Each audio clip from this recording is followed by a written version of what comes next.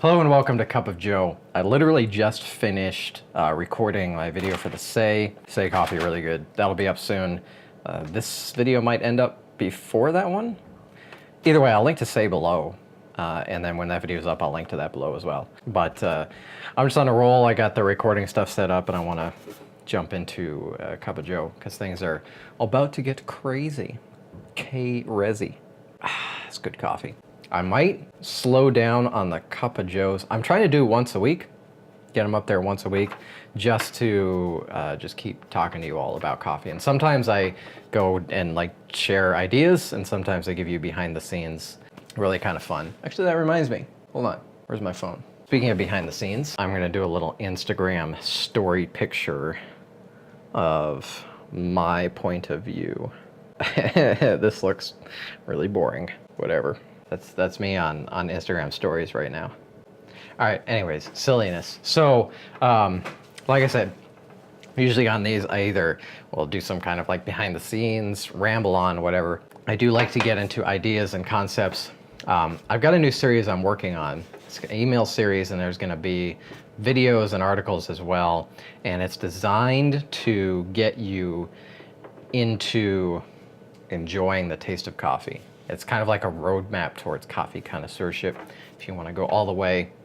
And what I'm going to be doing is recording a bunch of the segments as videos in addition to there being emails and articles. And what I might do is those might end up being Cup of Joe videos where I just talk about whatever the concepts are that I'm going to be sharing. Some of them are like conceptual ideas of like why this coffee is objectively really good versus average coffee, for example. What makes that good and why you can tell that it's good. As well as concepts like when you start getting into drinking better and better coffees, it, like, I don't want to say distorts, but it changes your perspective in a huge way, but you almost don't notice that it's happening. And what happens is you'll have a really good coffee and you'll be like, oh, that's what coffee can taste like, and then you'll get into it, and then you'll look back at what you used to love, and it may taste disgusting.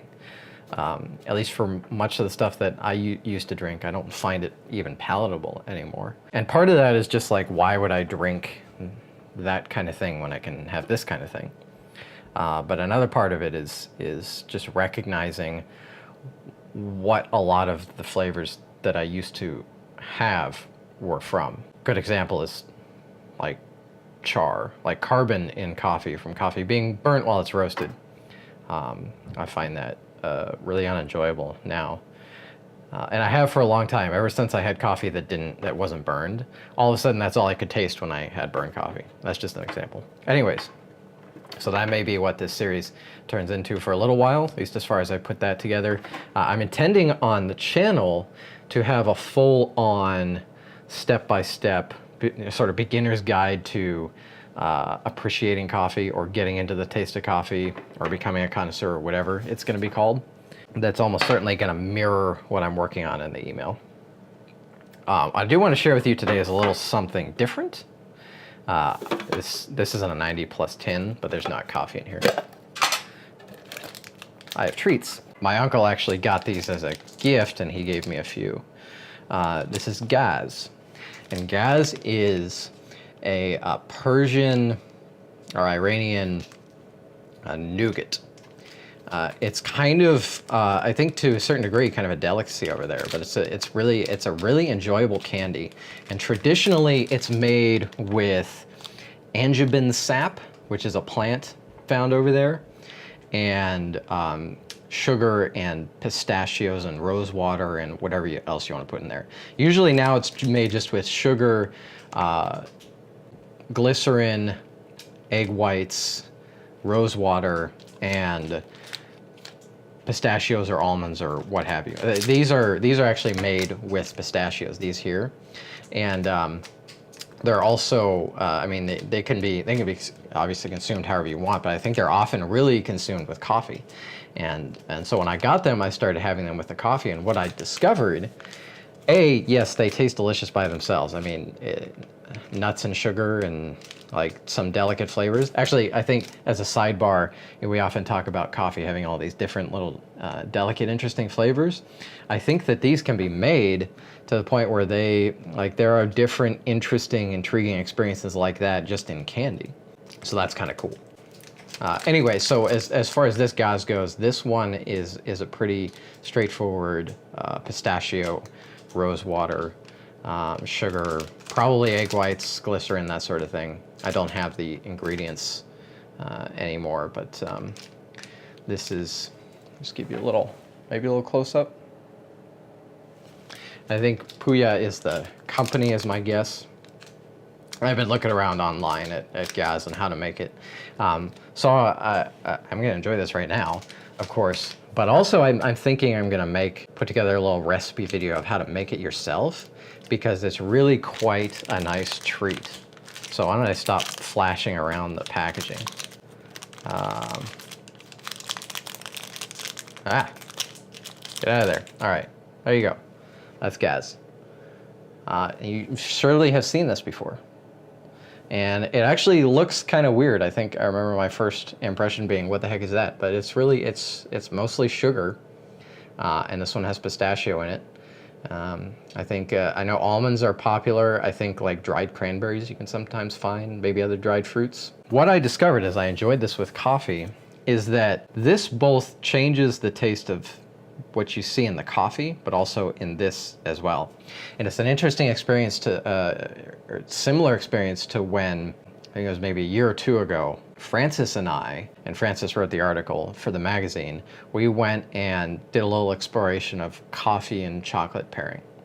And we went to Intrigue Chocolates here in Seattle, and Aaron, the owner there, and he did a little sort of guided exploration of pairing his truffles and coffee. And we used the same coffee for all of them and tried different truffles, and the different truffles had different kind of sort of flavoring elements added to them, similar to how the Gaz is created with different nuts, and like there's rose water. I think that's a pretty typical sort of addition.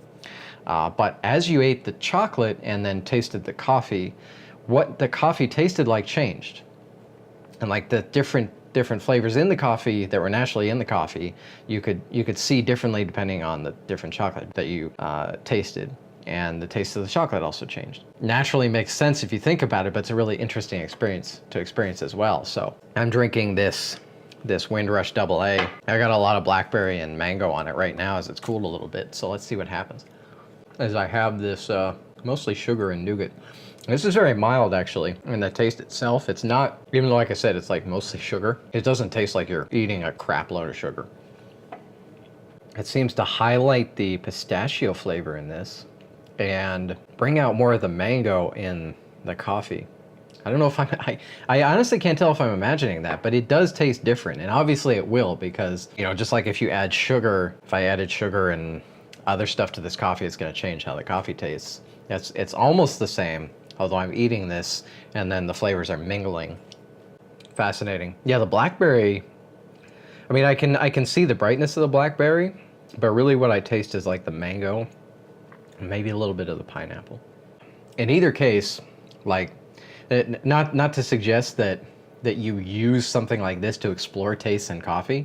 I think that's a little bit of a stretch, but I think it's interesting to, like, coffee and these kind of nougats pair together so well, just like as an enjoyable experience. Anyways, that is essentially what I wanted to share as far as the Gaz goes. And like I said, my intent is to put together a video of actually making it yourself, because the ingredients are really simple. Like I said, sugar, rose water, glycerin, egg white, and pistachio will get you a really basic but tasty Gaz, very similar to this one.